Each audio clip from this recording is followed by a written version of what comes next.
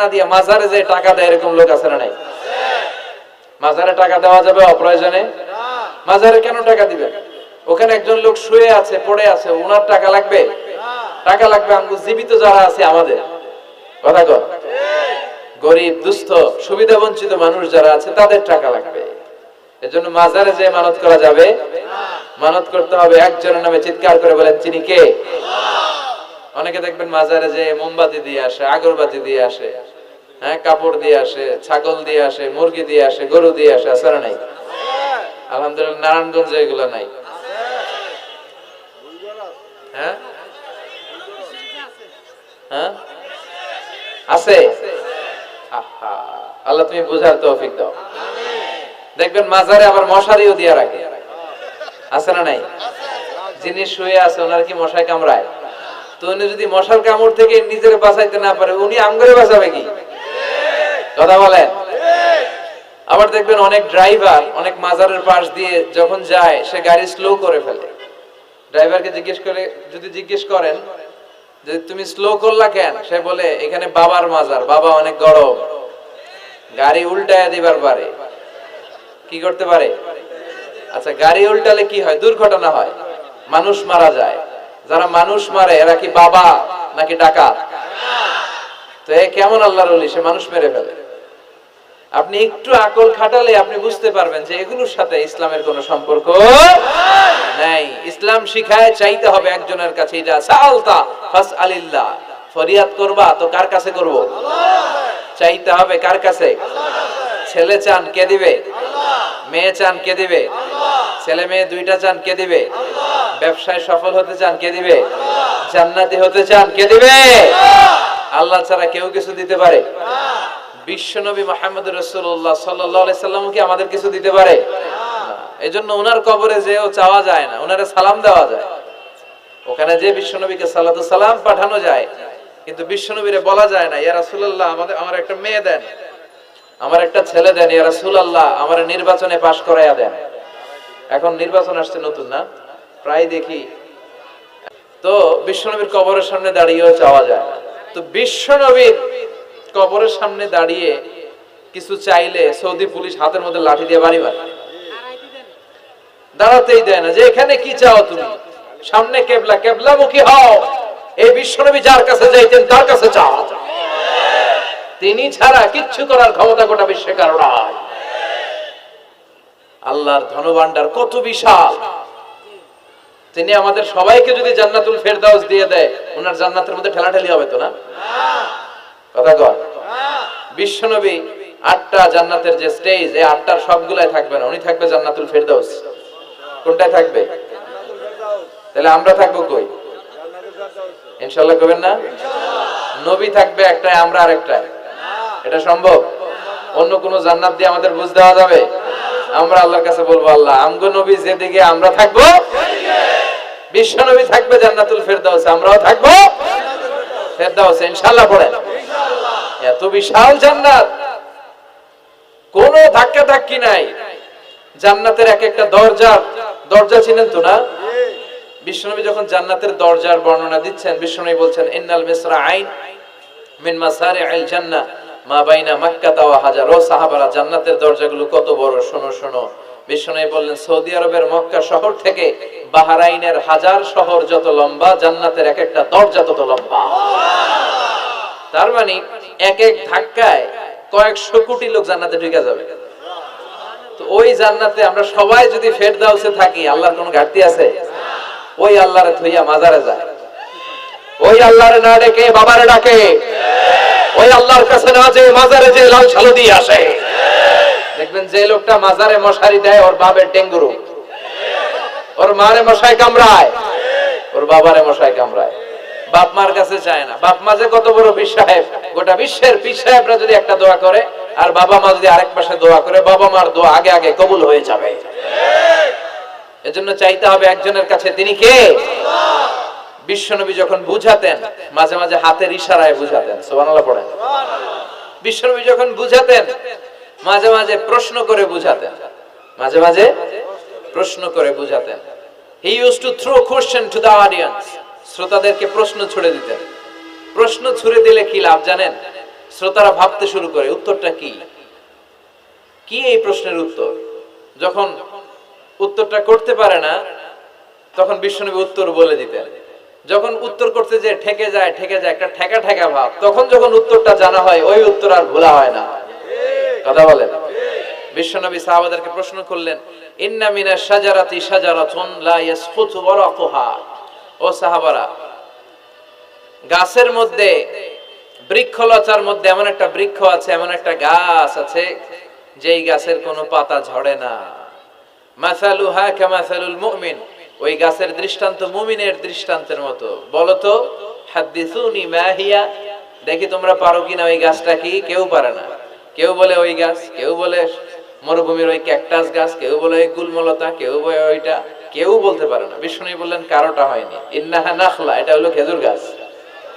সাহাবারা ভাবছে খেজুর গাছ তো প্রত্যেক ঘরের পিছনে পিছনে, এটা ধরছে নাকি? ধরলে তো কঠিনটাই ধরবে। এজন্য সাহাবাদের প্রত্যেক বাড়ির পাশে খেজুর গাছ। ওইদিকে মন যায় না, মন গেছে দূরে, দেখি তো কোন গাছ, খুঁজে পায় না। সুবহানাল্লাহ পড়েন। এই যে বিশ্বনবীর শিখানোর পদ্ধতি, education system, how to teach the children, আপনি ছাত্রদেরকে কিভাবে পড়াবেন, এটা বিশ্বনবী হাতে কলমে আমাদেরকে শিখিয়ে গিয়েছে।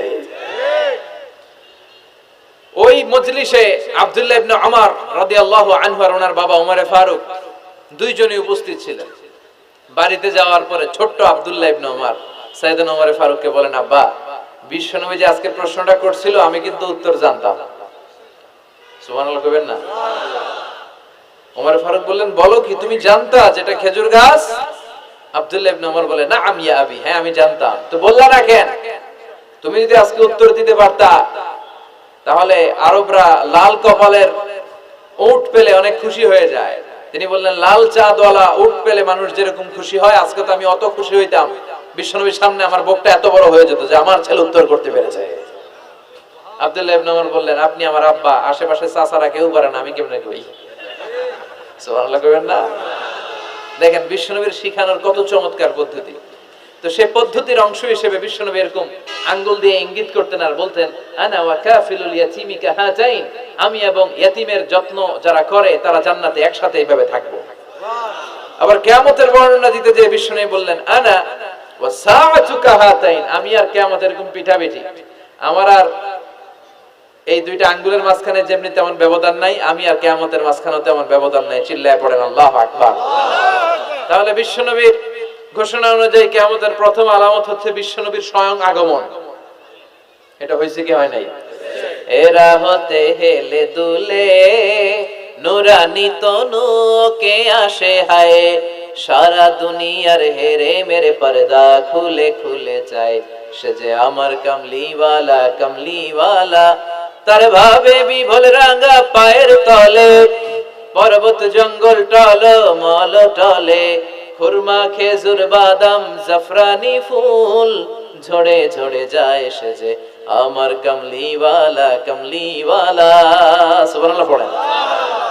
এই কামলিওয়ালা নবীর আগমনটাই কিয়ামতের প্রথম আলামত। তাহলে প্রথম আলামত আমরা পাইছি কি পাই নাই? পেয়ে গেলাম। এরপরে বিষ্ণু বলেছেন, যুহুর কাসরাতিল ফিতান বিআনওয়াইহা, কিয়ামতের আগ দিয়ে সমাজে ফিতনা ফাসাদ বেড়ে যাবে। পারিবারিক ফিতনা আমাদের আছে না নাই? সামাজিক ফিতনা, একটু আওয়াজ করে উত্তর দিবেন। রাষ্ট্রীয় ফিতনা, নারী ঘটিত ফিতনা, খালি ফিতনা আর ফিতনা। আপনি যেদিকে তাকাবেন ওইদিকে ফিতনা। আপনি চাইলেও আপনার ঈমান বাঁচাতে পারছেন না। আমরা চাই আমার চোখটা হেফাজত করব, পারছি না। ইউটিউবে ঢুকলাম, জাকির নায়েকের লেকচার শুনবো, ইউটিউবে ঢুকলাম, শায়েখ সুদাইসের তেলাওয়াত শুনবো, ওদিকে তেলাওয়াতও বাজে আর নিচে সাজেস্টেড ল্যাংটা ভিডিও আছে না নাই? কই যাব আমরা? কিভাবে বাঁচাবো আমাদের চোখ? বায়ে অশ্লীলতা দেখে ডানে তাকায়, দেখি ওদিকে অশ্লীলতা, আবার বায়ে তাকায়, ওখানে অশ্লীলতা, সামনে তাকাই অশ্লীলতা, আবার পেছনে তাকাই অশ্লীলতা, নিচে তাকাই অশ্লীলতা, উপরে তাকাই ওদিকে অশ্লীলতা। আমরা যাব কই?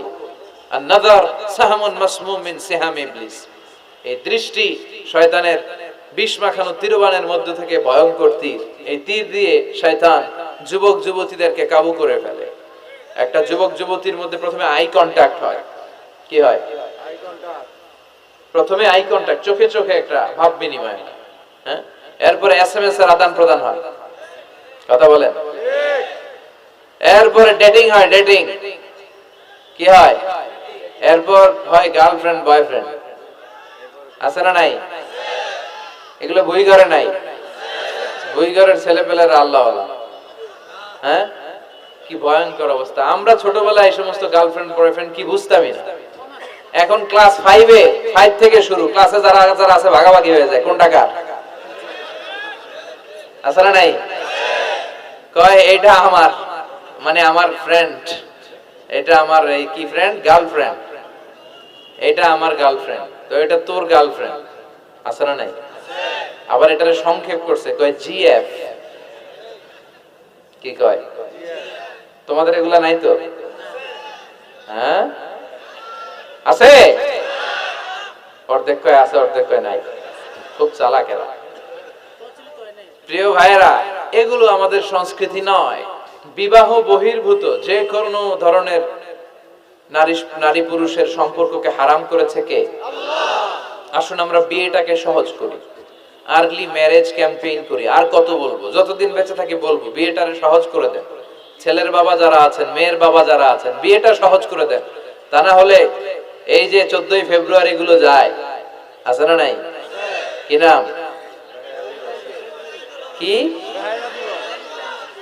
বিশ্ব বেহায়া, আহা, এগুলো আগে ছিল না, এগুলো সব কিয়ামতের আলামত। চিল্লা এখন ঠিক কিনা? এই দিবসগুলোতে আপনার উঠতি বয়সের তরুণী মেয়ে, আপনার ছেলে যে পাপগুলো করে বিয়ে না করার কারণে, এই পাপগুলোর একটা পার্সেন্টেজ গুনাহ আপনার আমলনামায় আছে না নাই? এজন্য খবরদার, বাবা মা যারা আছেন, ছেলে মেয়েদেরকে সময় মতো বিয়ে করিয়ে দেন। আমাদের দেশে বিয়ে অনেক সময় অনেক দেরি হয়ে যায়, বিশেষ করে ছেলেদের দেরি হয়ে যায়। বলে তুই নিজের পায়ে দাঁড়া, তো এতদিন ও কার পায়ে দাঁড়াইছে? ও তো নিজের পায়ে দাঁড়িয়েছে, একটু সহযোগিতা করেন না আপনি, বিয়েটা সহজ করে দেন। বিয়ের চেয়ে ভালো কাজ পৃথিবীতে নাই। হ্যাঁ, ইয়াং পোলাপানরা অনেক খুশি হয়ে গেছে। হ্যাঁ, বিয়ে করবে তোমরা, বিয়ে বহির্ভূত জিএফ বিএফ এর দরকার আমাদের নাই। চিল্লায় বলেন ঠিক কিনা? এগুলোর বিরুদ্ধে আমাদের জিহাদ।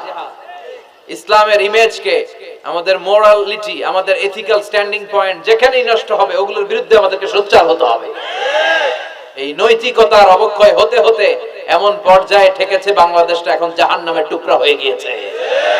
এখন মেডিকেলের ডাস্টবিনে ছোট্ট ছোট্ট নবজাতক বাচ্চার লাশ পাওয়া যায়। এগুলো সব 14ই ফেব্রুয়ারি পালনের ফসল। এগুলোর সাথে মুসলমানদের কোনো সম্পর্ক থাকতে পারে না।